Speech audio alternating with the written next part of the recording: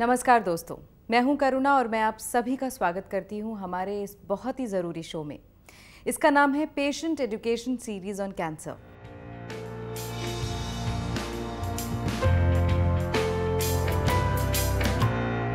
दोस्तों, आज कैंसर इतनी तेज़ी से बढ़ रहा है कि हर साल तकरीबन 7 से 8 लाख नए केसेस देखने को मिलते हैं और ये रुकने का नाम ही नहीं ले रहा। ऐसे में ज़रूरी है कि हम कैंसर को ठीक से जान लें और पहचान लें। इसलिए हम लाए हैं ये शो जिसका नाम है patient education series on cancer. इस काम में हमारे साथ जुड़ेंगे सर गंगाराम हॉस्पिटल के ऑन्कोलॉजी डिपार्टमेंट के चेयरमैन डॉक्टर श्याम अग्रवाल, जिन्होंने सर गंगाराम हॉस्पिटल में बोन मैरो ट्रांसप्लांट की शुरुआत की और वो नेशनल कैंसर फाउंडेशन के चेयरपर्सन भी हैं। आज हम डॉक्टर श्याम अग्रवाल से बात करेंगे ओवेरियन कैंसर के बारे में और कोशिश करेंगे इस कैंसर को कुछ नज़दीक से जानने की। तो चलिए स्वागत करते हैं डॉक्टर श्याम अग्रवाल का। डॉक्टर साहब, आपका स्वागत है हमारे शो में। डॉक्टर साहब, ये बताइए कि ओवेरियन कैंसर आखिर होता क्या है और क्या ये बॉडी के दूसरे पार्ट्स को भी इफेक्ट करता है? मतलब क्या ये स्प्रेड भी होता है? ओवरीज जो हैं, यूट्रस के बगल में जो दो अंडकोश होते हैं जिनसे कि ओवम बनते हैं, तो ये हर एक स्त्री के अंदर ऐसे दो ओवरीज रहती हैं। तो अगर उनमें सेल्स की ग्रोथ शुरू हो जाए जिससे कि उनका आकार और साइज बढ़ जाए, तो उसको फिर बायोप्सी करके हम प्रूव करते हैं, तो वो ओवरीज के अंदर कैंसर कहलाता है।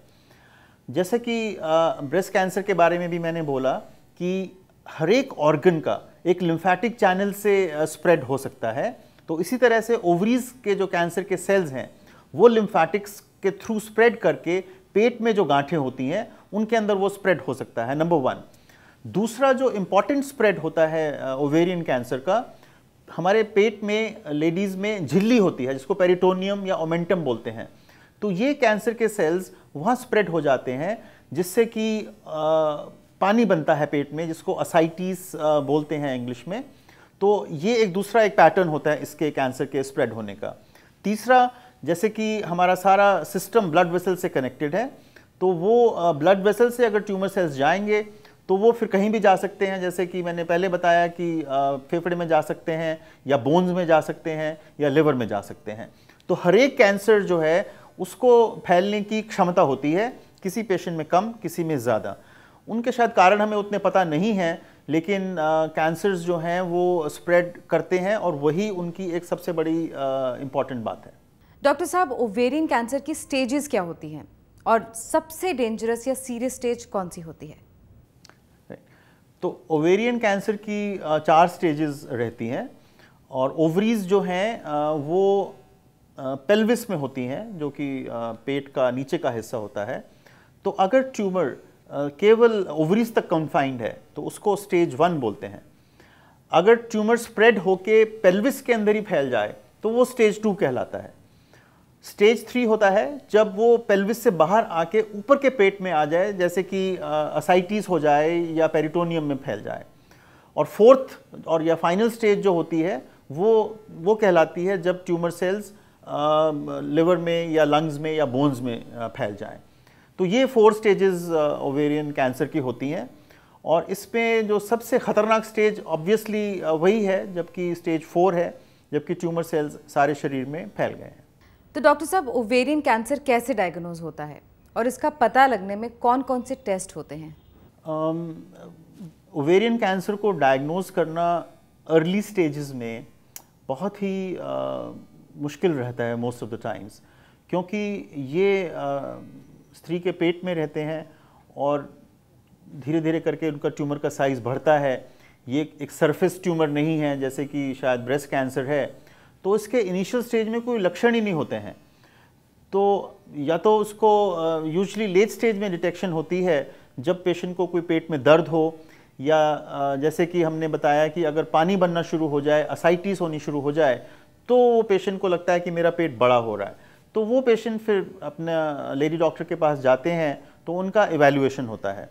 सो इवैल्यूएशन में जो सबसे पहले जो चीज़ आती है, एक तो लेडी डॉक्टर उनको एग्जामिन करती हैं अंदर से। सेकेंड जो सिंपल टेस्ट है that is ultrasound of the abdomen, तो जिसमें कि ओवरीज की साइज़ को देखा जाता है कि उनका साइज़ बढ़ा तो नहीं है, क्योंकि अगर ट्यूमर होगा ओवरीज में तो उनका साइज़ बढ़ जाएगा। और दूसरा फैलने की वजह से पानी बन सकता है, या उनकी झिल्ली जो है उसकी मोटापा बढ़ सकता है, या पेट में गांठें आ सकती हैं। कन्फर्मेशन किसी भी कैंसर की इंक्लूडिंग ओवेरियन कैंसर तब होती है जब हम उस पेशेंट का एक नीडल टेस्ट करें, अगर पानी बन रहा है तो पानी निकालें और उसको हम सैंपल को टेस्ट करके उसमें देखें कि कैंसर सेल्स हैं कि नहीं है। अगर ओवरी का साइज बहुत बड़ा है तो हम एक उसमें से नीडल डाल के एफएनएसी कर सकते हैं। तो पॉइंट ये है कि हमें कैंसर सेल्स को उनके शरीर से एक सैंपल लेके निकाल के देखना है। जब तक कि हम ऐसा नहीं करेंगे वो कैंसर को कंफर्मेशन नहीं हो सकती है। सो ऑल कैंसर्स, चाहे वो किसी भी ऑर्गन के हों बॉडी के, नीडल टेस्ट, एफएनएसी या बायोप्सी होना आवश्यक है। उससे पहले हम किसी भी पेशेंट को कैंसर लेबल नहीं कर सकते हैं, क्योंकि दूसरी बीमारियां जैसे ट्यूबरकुलोसिस हैं या और बहुत सारी बीमारियां हैं जो कि इस तरह से उनको मिमिक कर सकती हैं या उनसे एक मिलते जुलता एक आपको लक्षण दे सकती हैं। सर, तो ओवेरियन कैंसर के ट्रीटमेंट ऑप्शंस क्या हैं? ओवेरियन कैंसर की जो ट्रीटमेंट मोडालिटीज़ हैं वो उसकी स्टेज पर डिपेंड करती हैं। अगर ट्यूमर स्टेज 1 या स्टेज 2 है, मींस कि ओवरीज और सिर्फ पेल्विस में कन्फाइंड है, तो उसको ऑपरेट करके हम लोग निकाल सकते हैं। और उसका एक ऑपरेशन एक विशेषज्ञ कैंसर सर्जन के द्वारा होना चाहिए, क्योंकि ये एक सिंपल सर्जरी नहीं होती है जिसमें कि एक ऑर्डिनरी गायनेकोलॉजिस्ट या ऑब्स्टेट्रिशियन वो सर्जरी कर सके। उसका कारण ये है कि ना आपको केवल ओवरीज, यूट्रस, फैलोपियन ट्यूब निकालनी होती है, बल्कि ओमेंटम या झिल्ली निकालनी होती है, और आपको डायाफ्राम के अंदर जाके सैंपलिंग करनी होती है, लिम्फ नोड्स निकालनी होती है। तो ये एक थोड़ा मेजर सर्जरी होती है जिसके लिए कि एक कैंसर सर्जन को ही वो चीज़ करनी चाहिए, बजाय इसके कि एक ऑर्डिनरी गायनेकोलॉजिस्ट ये काम करे। तो ये तो ट्रीटमेंट हुआ स्टेज 1 और स्टेज 2 का। स्टेज 3 हम कहते हैं कि जब डिजीज़ पेट में आ गई है, तो उसमें यूजुअली या तो पानी बन रहा है या उनकी झिल्ली जो है वो मोटी हो गई है। तो उसमें सर्जरी थोड़ा सा डिफ़िकल्ट होती है, क्योंकि हमारा बहुत इंपॉर्टेंट एम है कि जब हम सर्जरी करते हैं तो इतनी रेडिकल सर्जरी होनी चाहिए कि उसका जो रेसिडुअल डिजीज़ है बॉडी में, पेट में, वो नाम मात्र या ना के बराबर होना चाहिए, क्योंकि वो हमारा अल्टीमेट आउटकम या प्रोग्नोसिस पे बहुत ज़्यादा इम्पैक्ट करता है। तो अगर किसी का पेशेंट स्टेज 3 के अंदर उसका है ओवेरियन कैंसर, तो यूजुअली हम लोग की अप्रोच है कि हम उनको कैंसर कीमोथेरेपी देते हैं। उसका पर्पज़ ये होता है कि हम उस कैंसर को छोटा कर दें, डाउन स्टेज कर दें। अगर किसी को पानी बन रहा है तो पानी को सुखा दें। ट्यूमर बहुत बड़ा है ओवरीज में, उसको छोटा कर दें। उनकी झिल्ली अगर मोटी हो गई है तो उसको हम पतला कर दें, ताकि सर्जरी जब हो तो नॉर्मली 3 कोर्सेज कीमोथेरेपी करने के बाद ऑपरेशन करते हैं, और फिर वही रेडिकल सर्जरी करनी होती है जो कि हमने स्टेज 1 में करी, और उसके बाद फिर हम 3 साइकिल्स कीमोथेरेपी के और देते हैं। स्टेज 4 के जो पेशेंट्स रहते हैं उसमें chemotherapy is the prime treatment, लेकिन यस, अगर ज़्यादा डिजीज़ पेट में है तो एक डीबल्किंग सर्जरी या ऑपरेशन का भी उसमें रोल रहता है। डॉक्टर साहब, ये बताइए कि कैंसर के लक्षण क्या हैं, साइंस एंड सिम्टम्स क्या होते हैं? विमेन में 2 कैंसर्स तो कॉमन हैं, ब्रेस्ट कैंसर और यूटराइन सर्विक्स कैंसर। सो ये दोनों एक तरह से सरफेस कैंसर्स हैं। तो और ये दोनों कैंसर्स 35 या 40 साल की उम्र से ज़्यादा लेडीज़ में कॉमन है। तो एक तो उस एज के बियॉन्ड लेडीज़ को वैसे ही सावधान हो जाना चाहिए। ब्रेस्ट कैंसर के लिए ब्रेस्ट सेल्फ एग्जामिनेशन हर महीने, शायद जब उनको पीरियड्स होते हैं या मेंस्ट्रुअल साइकिल होती है, उस टाइम पे दोनों ब्रेस्ट को शावर के अंदर जब नहाने जाते हैं तो ब्रेस्ट सेल्फ एग्जामिनेशन करना चाहिए, क्योंकि उससे ये पाया गया है कि अगर आप अर्ली डिटेक्ट करें तो आप डॉक्टर के पास जाएं और उसको कंफर्म करें। दूसरा जो कैंसर है वो सर्विक्स का कैंसर है, जिसमें कि जो कॉमन लक्षण है वो ये होता है कि उनको बच्चेदानी से कोई रिसाव होना या पानी गिरना या पर्टिकुलरली ब्लीडिंग होना। तो ब्लीडिंग जो है एक बहुत ही इम्पॉर्टेंट लक्षण है। अगर ऐसा उनको कोई लक्षण आए तो उनको तुरंत लेडी डॉक्टर के पास जाके इंटरनल एग्जामिनेशन कराना चाहिए, और उसमें वो पैप स्मीयर करती हैं जिसमें कि वो देखती हैं कि कोई कैंसर सेल्स हैं कि नहीं। हार्डली 2 मिनट लगते हैं उस टेस्ट को करने में, और 2 घंटे या 3 घंटे में रिपोर्ट आ जाती है। ये तो ब्रेस्ट और सर्वाइकल कैंसर के लिए हुआ, लेकिन कैंसर्स तो 100 से भी ज़्यादा किस्म के होते हैं। तो उनके लिए हर एक एरिया के जो लक्षण हैं वो अलग अलग होंगे।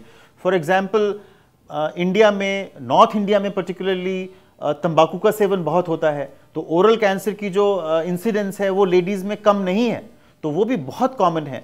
तो उसके लिए मुंह में कोई घाव बन जाना और घाव का हील ना होना, इसी तरह से फूड पाइप में कैंसर हो तो उनको निगलने में परेशानी होना, या उल्टी आना या उल्टी में खून आ जाना, अगर यूरिनरी ब्लैडर में कैंसर हो, पेशाब की थैली में कैंसर हो तो पेशाब में खून आ जाना, या कोई भी वजह से 2, 3, 4 हफ्ते तक भूख ना लगना, बुखार होना, तो आपको जागरूक हो जाना चाहिए कि ये कोई ऐसी बीमारी तो नहीं है जिससे कि मुझे तुरंत डॉक्टर के पास जाके उसकी जांच करानी चाहिए। क्योंकि कोई भी लिमिटिंग इलनेस होती है, जैसे खांसी हुई, बुखार हुई, तो ये 2-3 हफ्ते में ठीक हो जाती हैं। लेकिन अगर एक कैंसर जैसा रोग है तो वो अपने आप बिना इलाज के ठीक नहीं होएगा। तो कोई भी लक्षण 2 या 3 या 4 हफ्ते के बियॉन्ड परसिस्ट करता है तो आपको अपना आईज एंड ईयर्स और बॉडी का ओपन रखना चाहिए, जिससे कि हमें एक शक हो और उसको हम डॉक्टर के पास जाके चेकअप कराएं और प्रूव करें कि वो कैंसर है कि नहीं है।